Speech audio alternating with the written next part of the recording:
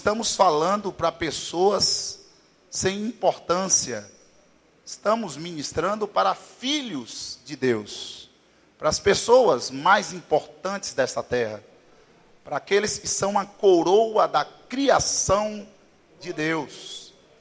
Então, amados, eu creio que quando se inventou essa questão de orar antes da mensagem, foi para o pregador se preparar emocionalmente para ministrar a palavra. Então, encurve a sua cabeça aí, por favor, e me ajude. Ore por mim nessa noite. Eu vou agradecer muito. Pai, te agradecemos, porque a tua palavra está aqui, Deus. E o que nos consola nessa noite é saber, Deus, que ela por si só fala poderosamente conosco. É por isso que nós te pedimos que o Senhor ministre profundamente aos nossos corações. Fala conosco, Deus, porque precisamos ouvir a tua voz. Somente a tua voz nos satisfaz nessa noite. Amém.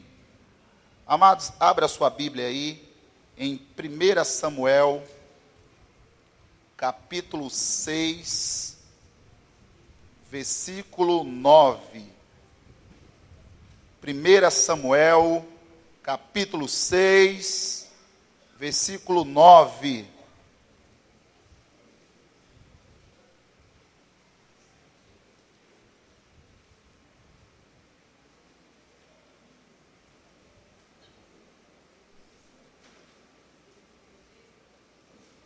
Vamos para o 9. Vamos ler o 9, depois vamos ler o 10, para ficar tudo bonitinho, arrumadinho. Olha o que diz aí.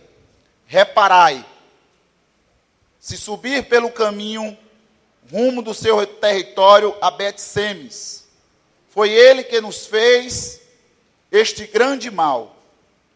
E se não, saberemos que não foi a sua mão que nos feriu, foi casual o que nos sucedeu. Versículo 10. Assim fizeram aqueles homens e tomaram 2 vacas com as suas crias e as ataram a um carro, e os seus bezerros encerraram em casa. Puseram a arca do Senhor sobre o carro, como também o cofre com os ratos de ouro e com as imitações dos tumores.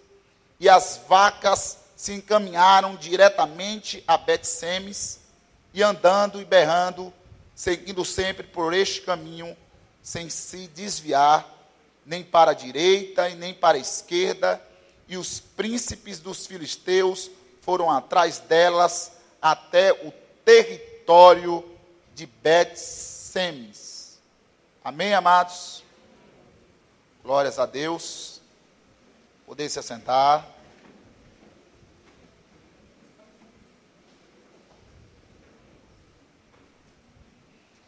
Irmãos, esse é um texto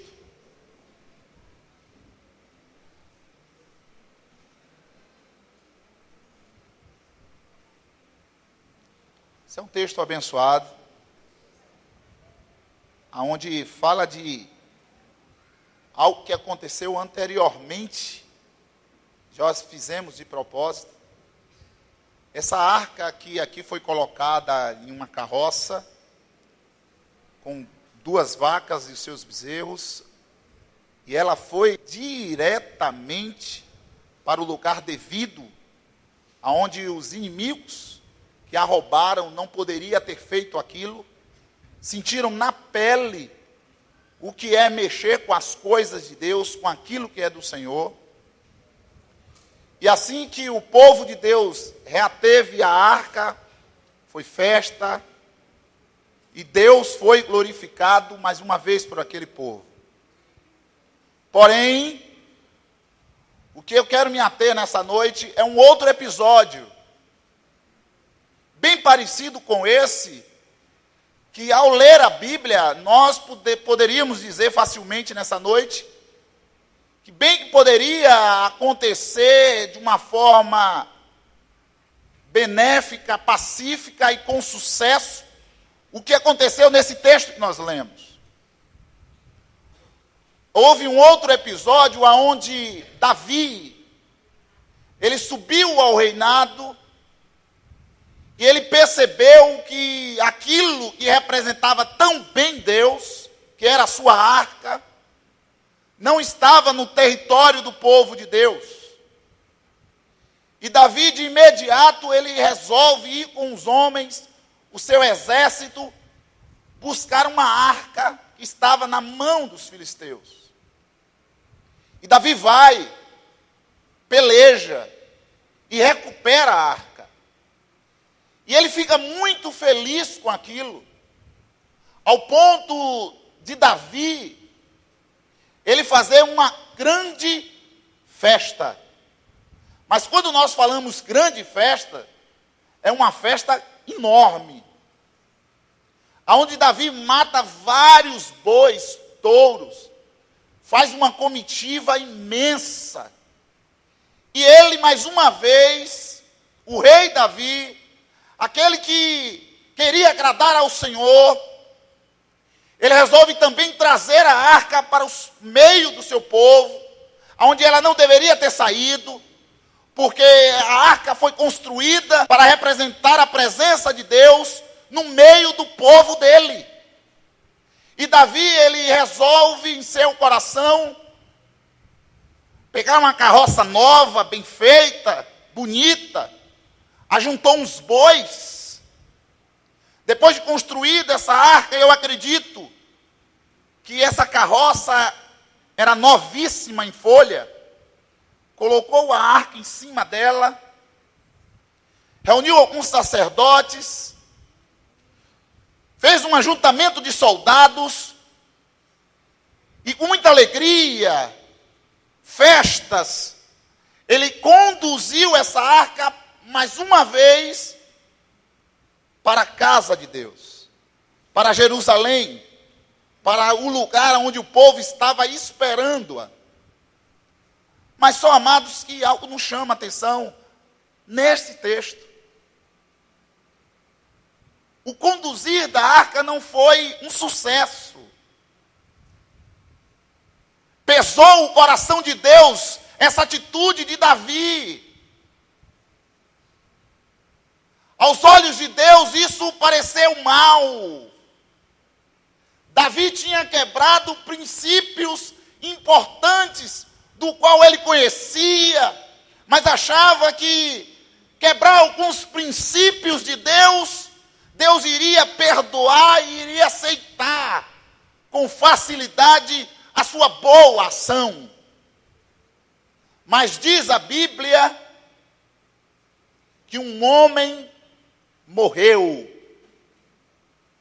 Os bois tropeçam, a arca vai para cair, e um homem chamado Uzá tenta segurar a arca com muita boa intenção, e diz a Bíblia que esse homem é fulminado na hora. Ele morre na hora. E o que Davi faz? Davi, ao ver isso, ele para com aquele festejo. E aí, meu irmão, eu quero dar início a essa mensagem. É tempo de parar e consertar. Fale aí para o seu irmão. É tempo de parar e tempo de consertar. Quando Davi viu que as coisas não estavam saindo como ele planejou, que o translado da arca resultou na morte de Uzá, de um homem, pois Davi, fim à alegria que eles estavam sentindo naquela festa. Ele decide parar e reavaliar os prejuízos que deveriam ser evitados.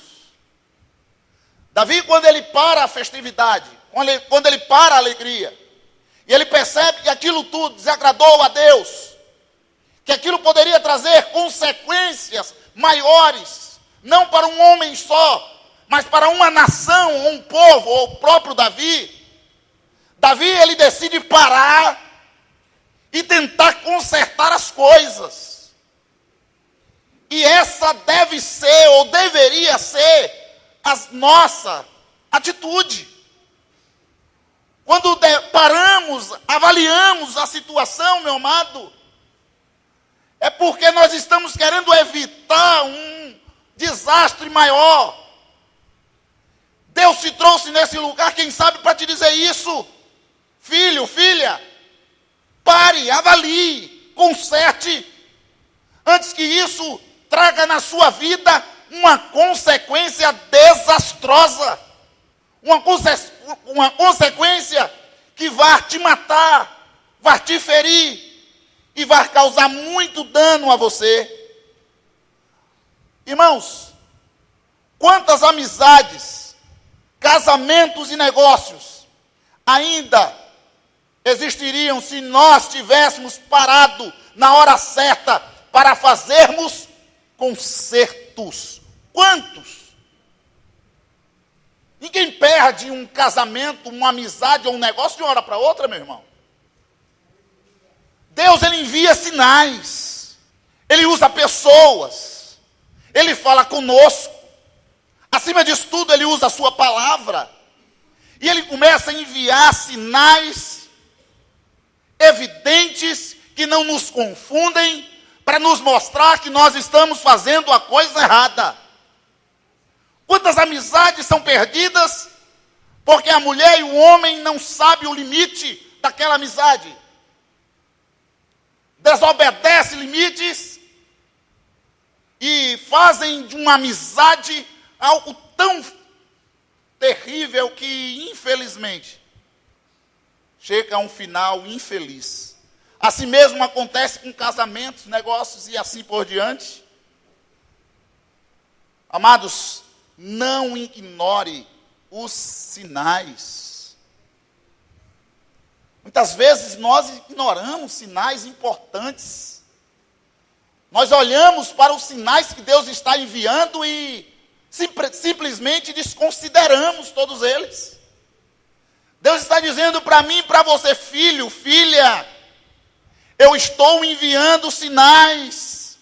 Fique atento, porque se você não parar e tentar avaliar ou consertar as coisas, vai ser você a sofrer por você simplesmente ter não aceitado os sinais de Deus.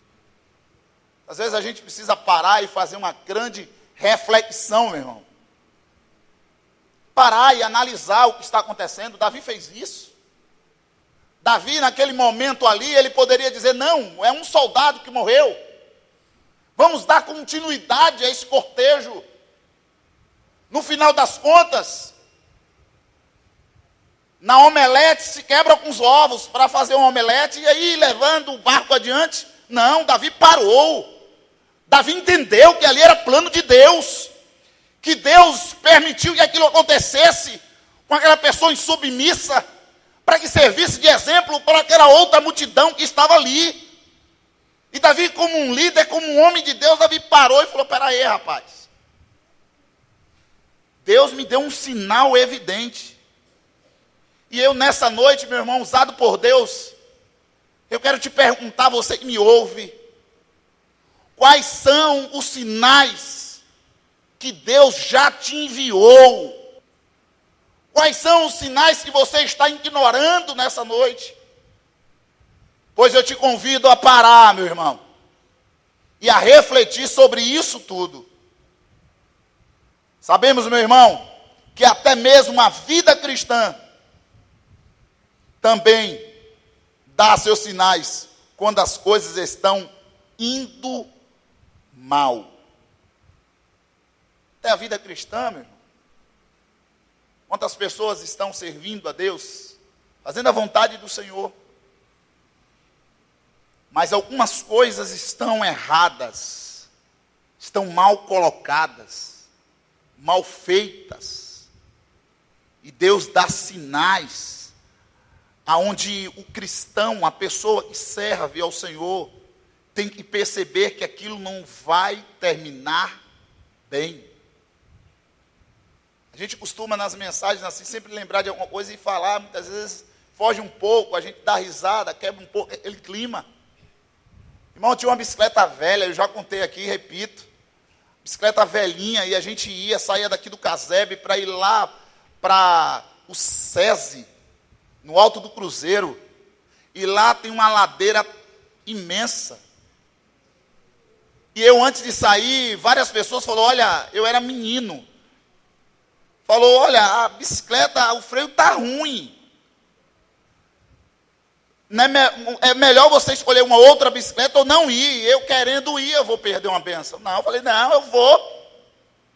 Meu irmão falou, você não vai. Meu irmão era maior do que eu e falou, você não vai, a bicicleta está velha. Você não ajeitou os freios dela, ela pode, os freios não funcionar e você sofreu um dano. Eu falei, não, eu vou. E aí fui. Na descida, justamente, irmãos, na ida eu apertei o freio várias vezes, funcionou ótimo. Parecia a bicicleta do irmão Pina, freio a disco, ou do irmão Júnior, freio a disco, parecia isso. Mas justamente, irmão, na ladeira, aí a gente bota a culpa no diabo. O diabo foi lá e quebrou o freio, sabe? Aquela desculpa boa que a gente sempre encontra, bota a culpa no diabo. E aí, meu irmão, aí eu desci ladeira abaixo. E se eu fosse crente naquela época, eu dizia, Senhor, a ti eu entrego o meu espírito. Irmãos, a sorte que a gente, quando era moleque, tinha as manhas. Eu tinha uma sandália nova, irmão. Uma marca cara na época. Era uma sandália que tinha muito amor. Eu falei, tem que ser ela, senão vai ser eu. Enfiei o pé ali no pneu e fui freando. Eu só sei quando eu parei a bicicleta, não tinha mais sandália nenhuma. E eu confesso que eu imaginei, falei assim, meu Deus, por que não foi eu em vez da sandália? Mas Deus me deu sinais, amados. Deus me avisou. Não desobedeça. Porque o preço é muito alto.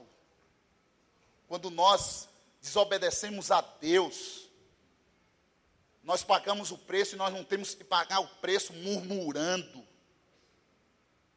Ora, quando nós obedecemos ao Senhor, meu irmão, nós saímos sempre vitoriosos das nossas pelejas, das nossas batalhas.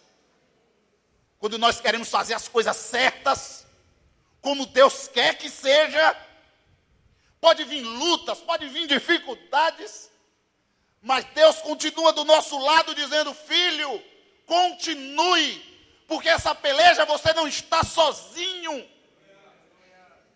E a vitória é certa.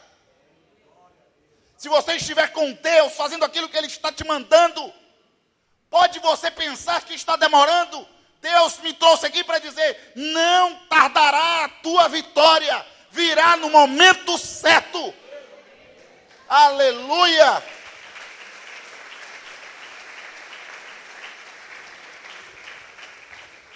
Amados, na vida cristã, como eu estava dizendo, muitas vezes Deus envia sinais e nós simplesmente ignoramos. E começamos a sentir isso. Perceba, meu amado, como acontece isso na vida de um crente. Primeiro, ele perde o prazer por Deus. Começa por aí. Quando o cristão ele está ignorando os sinais e não para consertar as coisas, primeira coisa que começa a aparecer e é evidente na vida dele, ele perde o prazer por Deus. Ele começa a não amar Deus como antes. Ele não começa a desejar Deus ardentemente. Depois ele perde o amor pela obra de Deus, ele começa a criticar. Ele começa a ser o orientador, o supervisor da obra de Deus. Se fosse o caso, ele queria tomar o lugar do pastor. Ele começa a ver defeitos em tudo, porque o amor dele está se esvaindo. O amor pela obra de Deus, consequentemente, vai levá-lo ao afastamento de Deus. Ele perde o amor pelo povo de Deus. Meu irmão, uma pessoa que faz a vontade de Deus, ele ama Deus, ama a obra de Deus e ama o povo de Deus. Às vezes as pessoas me perguntam, ou nos perguntam, se vale a pena nós pagarmos o preço. Muitas vezes a pessoa te pergunta, meu irmão, vale a pena ser cristã? Cristão, hein, minha irmã? Sofrendo, muitas vezes sendo ultrajado, muitas vezes sendo taxado. Mas, amados, quando nós estamos fazendo a vontade de Deus, o amor do Senhor inunda os nossos corações. E muitas vezes nós olhamos um irmão, uma pessoa em pecado, mas olhamos com os olhos de Cristo.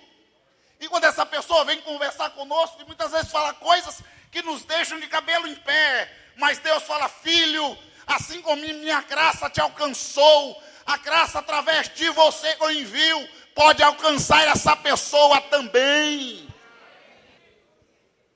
Meu irmão, não permita que os sinais ignorados roube o prazer de ter o Senhor, de fazer a obra e de amar os filhos de Deus. Depois, amados, perde o amor pela palavra, consequentemente. Olha, irmãos, eu fico preocupado porque quantas pessoas não estão lendo Bíblia. A gente fala, abra em João 10, 10. A pessoa está lá em Gênesis, tentando achar de qualquer jeito. Quantas pessoas levantam de manhã, mediam, voltam para casa, almoçam ou vai no trabalho de noite, conhece todas as lojas do shopping, conhece todos os jogadores do seu time, fala o nome e sobrenome, conhece vários lugares turísticos, conhece várias ruas de feira, conhece todos os carros que estão aí por fora. Mas aconteceu lá na empresa, eu fazendo um relatório lá, botando alguns nomes, e aí eu parei e falei, não, vou buscar o Senhor, e me deu a vontade de escrever alguns nomes de livros do Novo Testamento. Eu comecei por Mateus, aí eu botei Mateus, Marcos, Lucas, João, Atos. Aí chegou uma pessoa lá que trabalha conosco, quando olhou a lista, falou, aí, ó, tá vendo? O senhor entra nessa sala, é para fazer uma lista, para mandar o povo embora. E era crente, irmão, era crente de mais 5 anos de igreja. E eu olhei para ele e falei, meu irmão, que é isso aqui, lindo? E ele, é a lista, Mateus aí, ó, Marcos, o meu nome, até meu, pastor. Até eu, o senhor vai me despejar? Falei, pronto, eu sou dono de casa para despejar o cabo. Para explicar, meu irmão, deu trabalho. Perde o amor pela palavra, irmão. Não vibra com cultos abençoados. O culto hoje foi uma bênção, como tem sido sempre. Tem gente que não vibra, fica preso aos rudimentos passados. Águas velhas não movem moinho, não festeja, não se alegra na presença de Deus, se contém. É como aqueles desfiles de moda, onde os manequins têm que andar perfeitamente, toma um tombo, mas se levanta, se a gente continua na maior pose. Não, meu irmão, tem horas que, claro, com ordem e decência, porque a Bíblia diz que o nosso pastor tem um cajado, ele tem que usar isso. Claro, tem cultos que não pode virar baderna, mas tem culto, meu irmão, você tem que levantar as mãos, glorificar a Deus, sentir algo do coração, olhar para o irmão, talvez você nem conheça, falar, olha, mas Deus manda te dizer, Ele te ama. Cultos animados, meu irmão. Tem pessoas que parece que, sei não, parece um manequim de loja, olha, perfeitinho, nem pisca. Para com isso, meu irmão. Ame os cultos da sua igreja. Ame. Tem culto hoje, culto de quê? De oração, estou lá. Se eu puder, eu estou. E faça desse culto importante. Não pense que é só a presença de Deus que faz de um culto ser um culto especial. Não. Muitas vezes Deus conta com a sua presença motivada para que Ele opere e faça desse culto uma bênção. Não despreze os sinais. Aleluia. Glória a Deus. Aleluia. Amados, nós distanciamos demais. E passamos a achar tudo normal. Começamos a achar as coisas muito normais, e aí está o perigo. Tem hora que eu acordo assim e falo, meu Deus, eu estou achando as coisas muito normal. Madonna, na década de 80, ela falou, sabe o quê? Para uma revista. Uma revista que parou ela e perguntou, olha, isso aí é um absurdo o que você está fazendo, levando para a TV o nudismo. Sabe o que ela respondeu? Não. Realmente, agora vocês podem pensar isso. Mas vai chegar um tempo que as pessoas vão amar e até imitar. E o que é que está acontecendo hoje? Quantas roupas que estão na moda aí? É fruto de quem? Pessoas que estão lá na mídia e não tem compromisso nenhum com Deus. Quer saber de nada. A pessoa hoje compra uma roupa e não se preocupa. Não importa. Não importa se está curta, não importa que vai me deixar bonita, linda. Não importa que está apertado, não importa que me deixe malhado. Não importa. E aí a gente paramos e percebemos que não é bem por aí, irmão. Não é bem por aí. Eu não posso achar as coisas normais. Nem tudo é normal para Deus. O que era pecado na década de 80 é pecado até hoje e será eternamente. Fique bravo comigo, não. Por favor. Quando eu descer desse culto, eu tenho certeza que pelo menos 2 obreiros bem fortes vão estar do meu lado. Vai me defender. Se não for eles, será os anjos do Senhor. Aleluia. Amados, eu fico olhando a vida de Jó. Um homem de Deus sofreu tanto, né, amados? Você lê o livro de Jó, você se emociona. O quanto Jó sofreu. Mas o que eu acho mais lindo na vida de Jó é que Jó, no final, ele admitiu. Ele falou, errei. Você pode observar? Abra sua Bíblia aí em Jó 42, versículo 5. Jó, ele não é prepotente, ele não é orgulhoso. Tudo que aconteceu com ele colaborou para a sua vitória com Deus. Jó diz, eu te conhecia só de ouvir falar, mas agora os meus olhos te veem. Tudo colaborou para que Jó pudesse conhecer a Deus de uma forma profunda e consistente. Jó, ele admitiu, falou, não, Deus, eu não vou me dar aqui, não vou me colocar como vítima, como pobre coitado que sofreu demais, como aquele que o Senhor usou para que nos anais bíblicos muitos pudessem ler e se compadecer dele, ou até mesmo se consolar das suas dores e enfermidades. Não. Jó estava dizendo, eu admito que isso foi muito bom ter me acontecido, porque antes Deus só ouvia falar do Senhor, mas hoje os meus olhos te contemplam e valeu a pena, Deus, valeu a pena eu ter admitido isso e percebido que eu não estava indo pelo um bom caminho, eu tinha que parar. Irmãos, eu fico olhando que hoje, quando você compra um carro, eu quero que você se ligue nisso.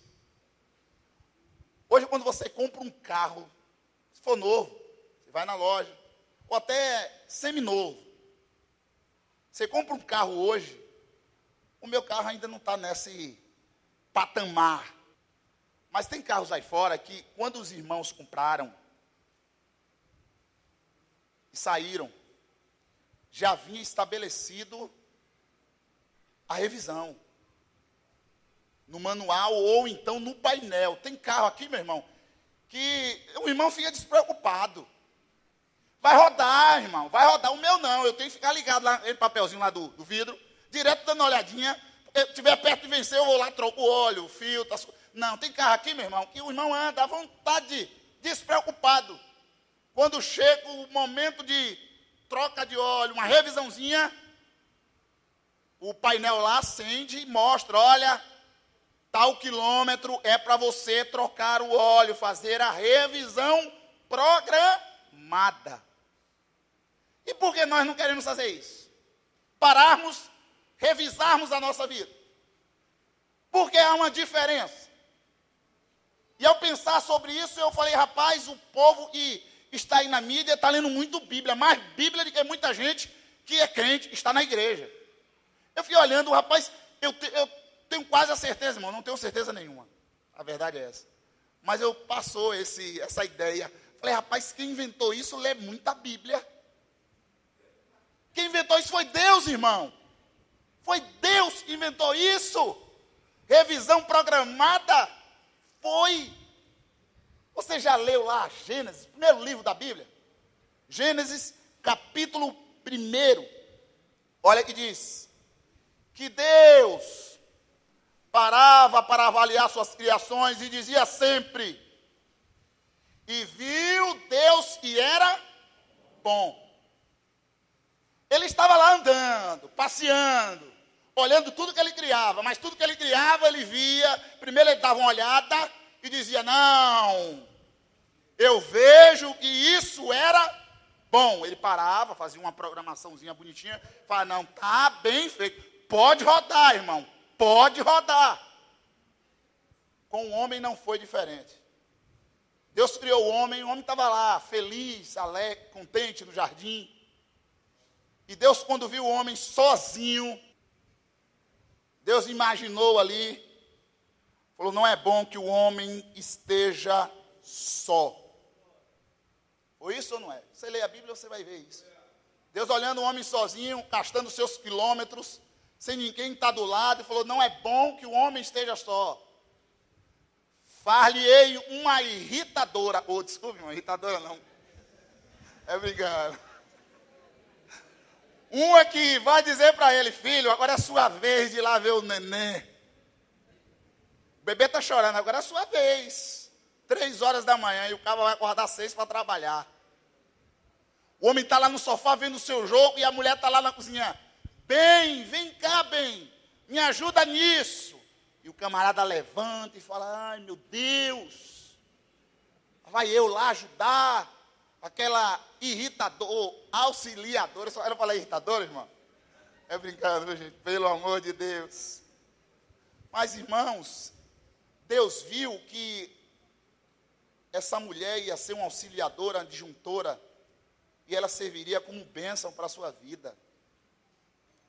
E Deus, na sua sabedoria, Deus falou, não é bom que o homem esteja só, eu vou parar um pouco aqui e vou formar uma mulher linda para estar do lado dele, lhe auxiliando, porque senão ele vai bater cabeça.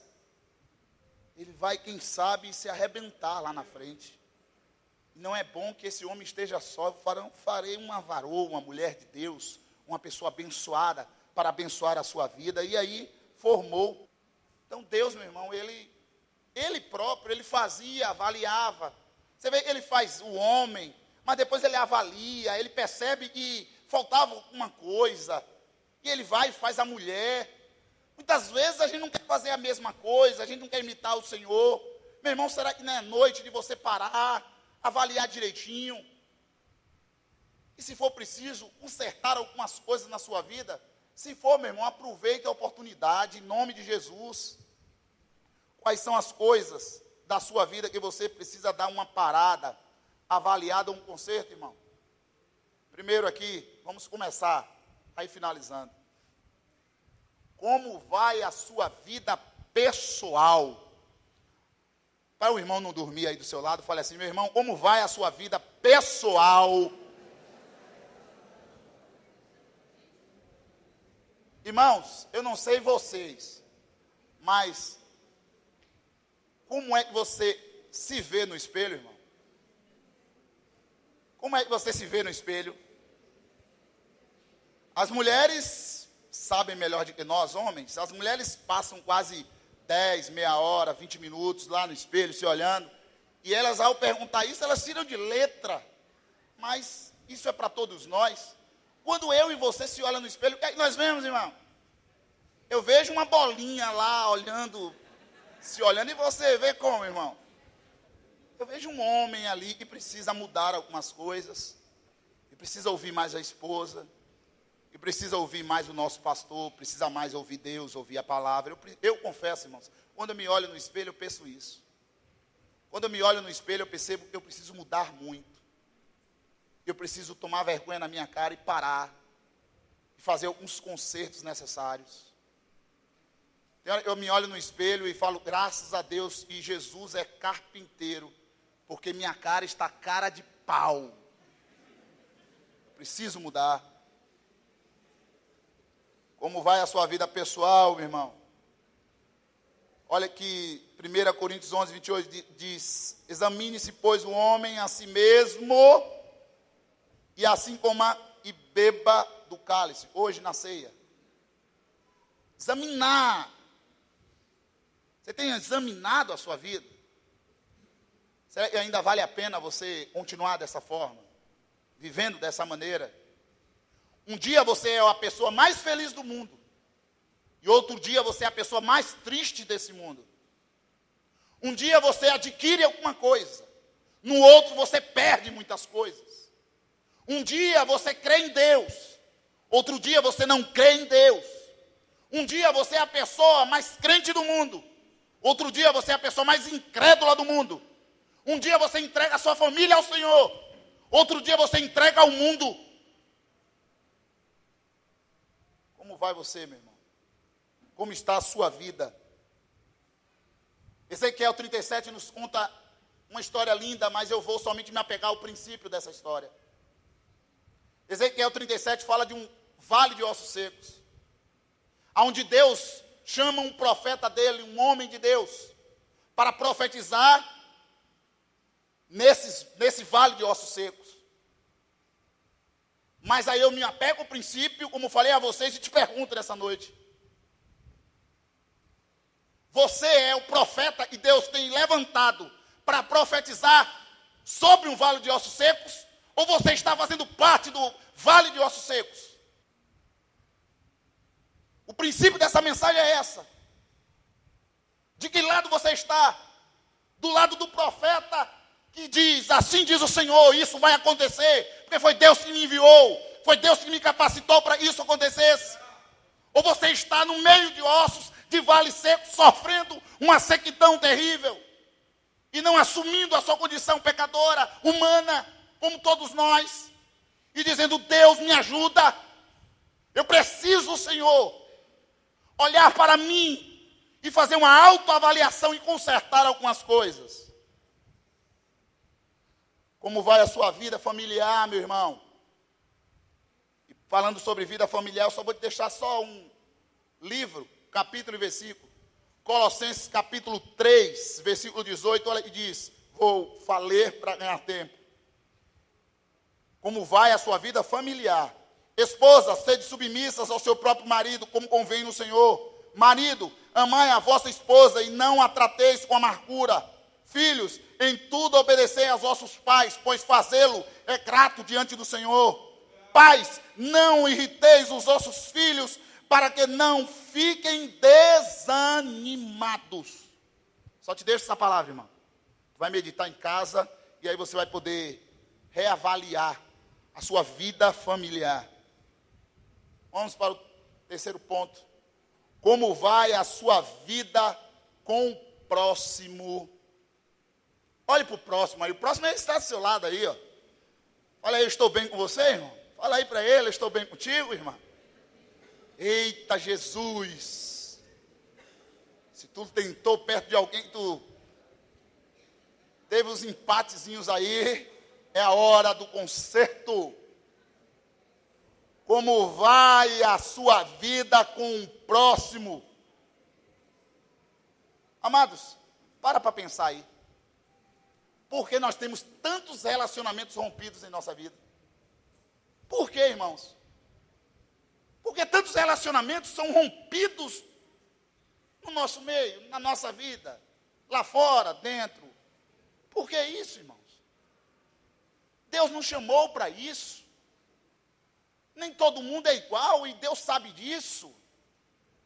Deus sabia que ele iria chamar um monte de gente pecadora, tribulada, gente que ia negar e atrair ele. O que diz lá a palavra do Senhor lá em Mateus 26, 20? E Jesus reúne os discípulos. 12 discípulos estão com Jesus ali. E sabe o que Jesus faz?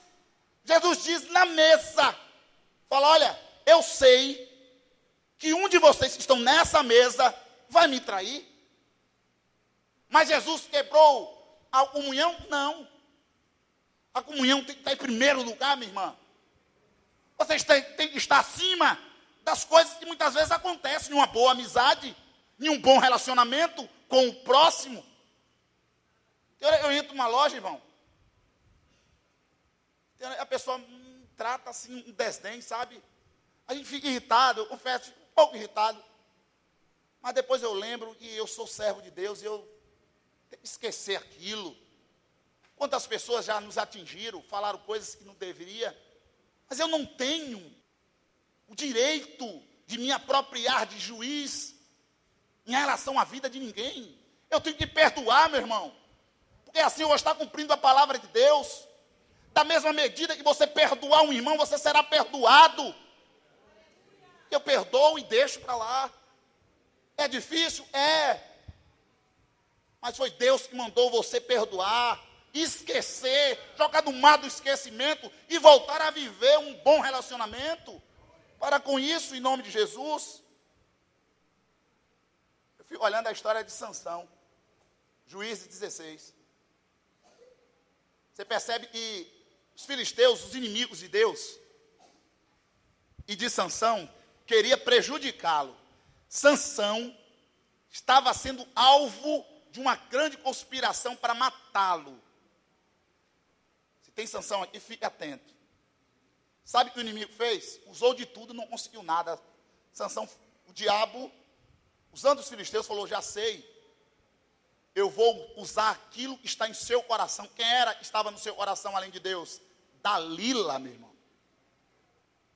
Era Dalila, a pessoa que Sansão amava. E os filisteus usou justamente ela para atingir. Mas uma coisa nós temos que agir ou fazer. Não importa as Dalilas que os nossos inimigos usem para nos prejudicar. Porque elas ou eles estão em nosso coração. O importante é que nós não podemos ver essas Dalilas como inimigas. Nós temos que olhar para os verdadeiros inimigos da nossa vida, que é o diabo e os demônios. Eles querem matar a nossa vida, roubar a nossa alma e queimar no inferno. Então os inimigos, que o inimigo quer que eu veja como inimigo, eu não posso vê-los. Eu tenho que ver como uma pessoa que simplesmente caiu no deslize, fez algo que desagradou. Pode sofrer a pena? Pode. Isso não impede de eu ou você chamar, conversar. Não impede. Mas eu não vou ver ninguém como inimigo meu. Não. As pessoas não são meus inimigos. Não são. Eu não posso aceitar isso na minha vida. Eu não posso olhar para uma pessoa e dizer, ali vai um inimigo meu. Não. Deus assim está me dando é graça. Para que eu possa me aperfeiçoar mais e mais. Se alguém me perguntar hoje, falar, e aí pastor, como está? Eu falo, estou bem. Vivendo e aprendendo. Posso aceitar isso, meu irmão? Você já percebeu que o inimigo, a vida é tentar quebrar a unidade de uma família, a unidade de uma amizade e a unidade de uma igreja ou de uma sociedade. Por quê, irmão? Juntos somos fortes. Vocês, jovens, nós, igreja, famílias, vocês juntas, vocês são fortes. O inimigo não pode ou não tem poder para agir ao ponto de destruí-los. Mas separados, como ele deseja, vocês são vulneráveis, vocês são fracos. Nós perdemos. Cada um cuidando das suas coisas na igreja, na casa, na sociedade, nós perdemos.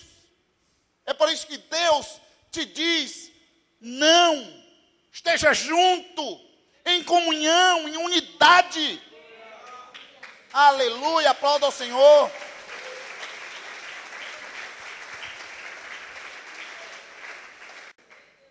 Como vai, meu irmão, a sua vida financeira?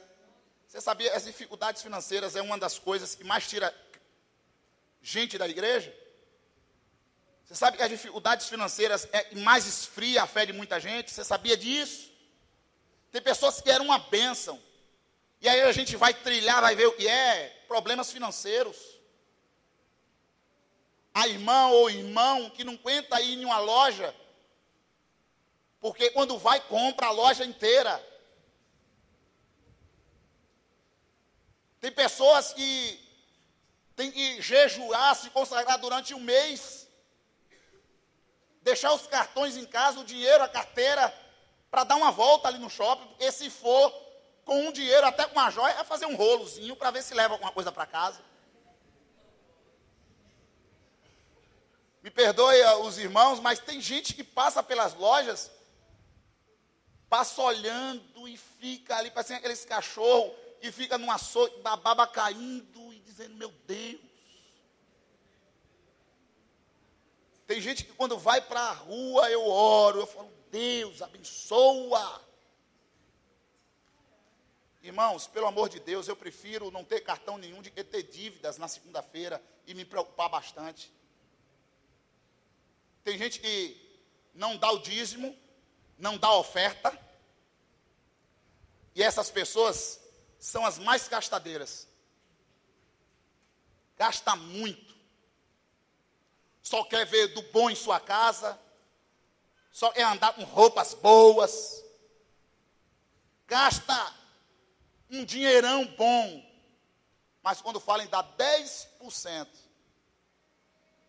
se amarra e diz que isso é coisa do homem. Rejeita Malaquias, rejeita Hebreus, rejeita Romanos, não aceita, é uma dureza. Ganhar 2.000, acho que é uma dificuldade muito grande trazer R$200 para dar, Senhor, devolver, não é dar não, devolver. Aí põe a culpa no que ouve na televisão, na mídia, é para pastor. Tem horas que eu fico até preocupado, irmãos. Falo, meu Deus, ajuda as pessoas. Quem sabe um princípio para você quebrar nessa noite, meu irmão, é voltar a ser fiel ao Senhor. Quem sabe Deus vai te ajudar a repreender o demônio que está roubando a tua bênção há muito e muito tempo. Como vai o seu namoro, hein? Jovem, eu tenho que finalizar, eu tenho que pegar ele. Não tem para onde correr, você não pode sair daqui solteiro, sem antes Deus falar com você. Como vai o seu namoro, meu irmão e minha irmã? Aí o irmão olha e a irmã fala, meu Deus, por que eu vim nesse culto? Deus aprova ou reprova o seu namoro?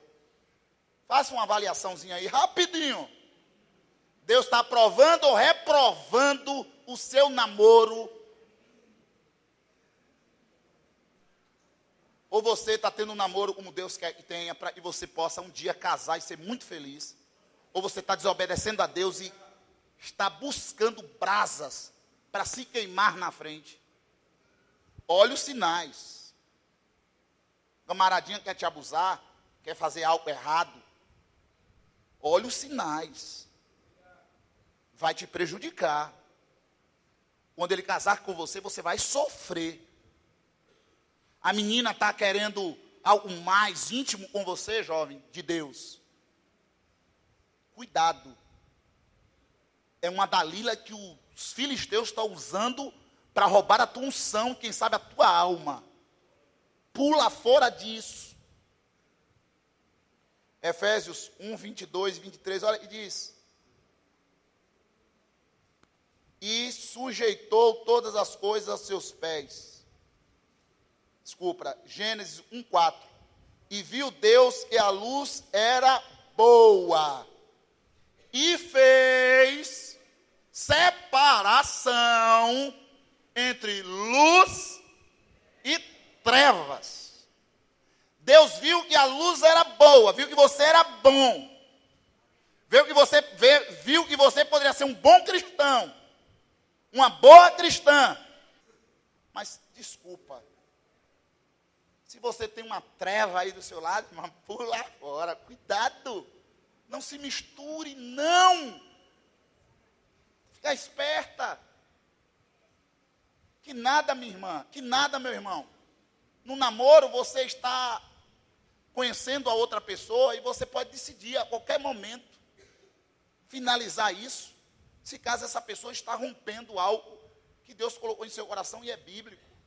O namoro tem que ser santo, pacífico, honesto, respeitador. O namoro tem que servir como bênção para a sua vida. Não aceite isso não, minha irmã, meu irmão. Um namoro mais quente, um namoro afastado de todo mundo, esse namorinho onde os namorados querem viver isolado, está errado. Mulher, não aceite, homem, não aceite isso. Você está namorando para se conhecer, para viver bem. E vou fechar a Bíblia, senão o pastor puxa a minha orelha. Como vai você com a sua igreja? Eu quero finalizar por aqui. Como vai você com a sua igreja? Como vai você aqui no nosso meio? Como vão vocês no nosso meio? Posso ouvir um amém? Amém. Estou bem, pastor. Como vai você, meu irmão? Dentro da igreja, na igreja com o Senhor, juntinhos lá. Eu fico olhando que tem pessoas que amam o Cristo da igreja, mas não ama a igreja de Cristo. Não existe isso, meu lindo. Não adianta você querer com argumentos me convencer de uma coisa que você não tem condições, é bíblico. Não tem como você dizer, eu amo Cristo, mas não amo a igreja dele, falar mal da igreja dele, criticar a igreja dele, sair dizendo coisas que não acontecem na igreja dele.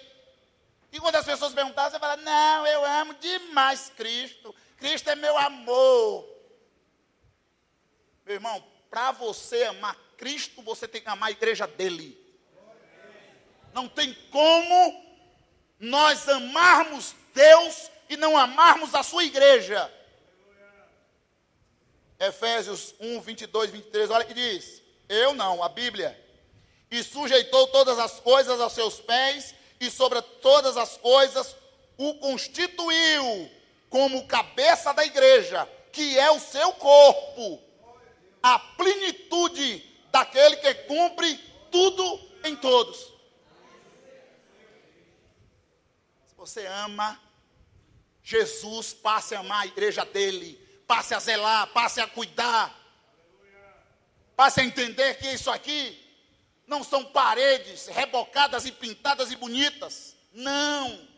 Aqui é o lugar onde Deus salva, aqui é o lugar onde Deus cura, aqui é o lugar onde Deus se manifesta, aqui não precisa de imagens nenhuma, aqui o próprio Deus faz e age no meio do seu povo, minha irmã, meu irmão, aleluia, fique de pé em nome de Jesus, vamos ficar de pé,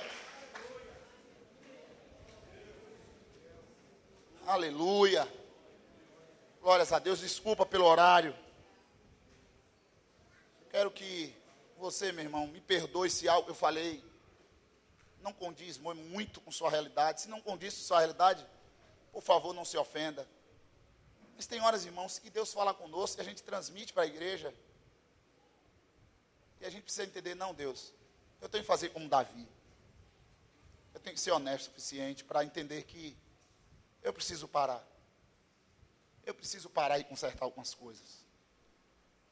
Essa palavra não é só para você não, minha irmã, meu irmão. É para mim também. Eu tenho que ser honesto o suficiente para vocês aqui. Eu não sou perfeito. Eu preciso amar mais a igreja. Eu preciso amar mais meus irmãos. Eu preciso amar mais minha família. Eu preciso mais amar meus amigos. São bênçãos. Meu irmão, em nome de Jesus, pare. Deus está te dando essa oportunidade nessa hora. Reflita. É um momento de nós examinarmos a nós mesmos. Esqueça do seu irmão que está aí do seu lado. Feche seus olhos nessa hora, por favor. Gostaria que você orasse. Orasse se examinando. analisando como está você nessa noite. O que te fez estar na casa de Deus? O que você está fazendo para... Pai, em nome de Jesus, somos pecadores onde o Senhor tem limpado-nos, tem feito grande obra na vida de muitas pessoas. E estamos aqui, Deus, porque nós queremos reconhecer quem nós somos. Nós somos pessoas imperfeitas, mas amamos um Deus perfeito. Nós queremos, Deus, parar nessa hora. Parar com as preocupações do horário, parar com as atividades extracultos e começarmos aqui dentro, nos autoexaminarmos. Quem eu estou sendo? Quem eu sou? O que eu estou fazendo?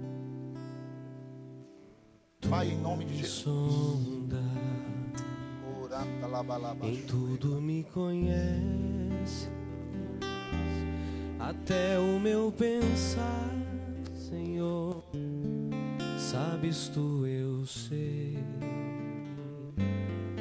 Desde o ventre eu ainda nem era, já eras tu comigo, isso também sei. Apesar da fragilidade, tu habitas em mim. Mesmo em meu ser pequeno, tu te moves assim. Mesmo que eu desça ao abismo, sentirei tuas mãos. E tu conservarás em paz esse meu coração. E quem apartará o teu espírito de mim, se tu me amas assim? É impossível, posso sombra da morte, não temerei mal algum. Estarás comigo por onde for. Aleluias. Eu tenho certeza, meu irmão, que Deus falou ao seu coração. Tenho certeza que o Espírito Santo trouxe essa palavra para abençoar a nossa vida. Porque o Senhor acredita em você. O Senhor te ama. E Ele sabe quais são as mudanças que precisam acontecer. Você tem a oportunidade. Você pode tomar uma decisão de esquecer tudo que você ouviu aqui hoje e continuar com a sua vida do mesmo jeito. Mas você também tem a oportunidade de tomar uma atitude diante do Senhor e dizer: sim, Deus, age na minha vida, Senhor. Transforma o meu coração.